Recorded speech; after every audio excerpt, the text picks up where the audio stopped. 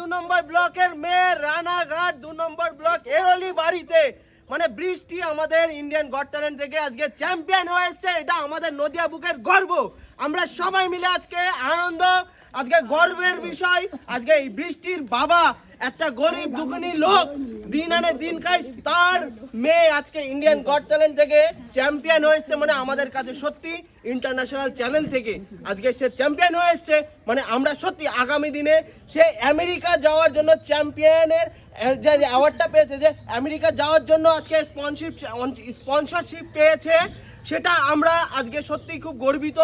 আর আমরা এই যে গাংনাপুরবাসী যারা আছে, এখানে টোটো ইউনিয়ন আছে, আমাদের গাংনাপুর স্টেশন থেকে আজকে আমরা এখানে এসছি এবং এসে আমরা সত্যি খুব এতটা আনন্দ করছি।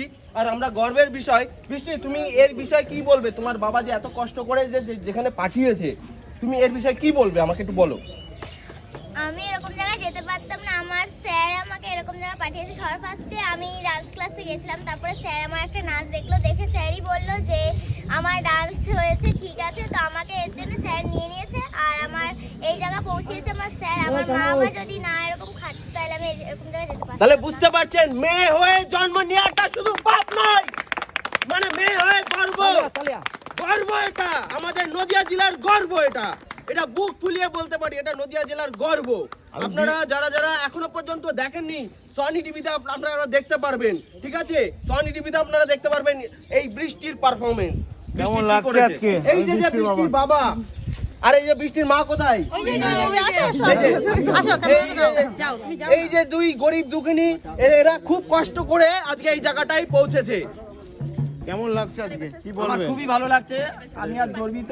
আমার মেয়ে ইন্ডিয়া গড ট্যালেন্টের সিজন 11 গ্র্যান্ড ফাইনালে ও উইনার 2 অর্থাৎ সেকেন্ড হয়ে ও পারফরমেন্স করে আজ বাড়ি ফিরে এসেছে। আমি খুব খুশি। হ্যাঁ, আমি বলবো যে এরকম প্রত্যেকের বাবা মা তারা যেন এইভাবে মেয়েদের তাদের এইভাবে ভালোবাসা শ্রদ্ধা দিয়ে তাদের কেরিয়ার করতে সহযোগিতা করেন।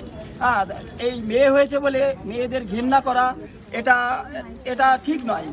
মেয়ে মানে সেও একটা অলংকার বা লক্ষ্মী। তাকে আমরা তার পিছনে খাটবো, তাকে বড় করে তোলার জন্য চেষ্টা করব।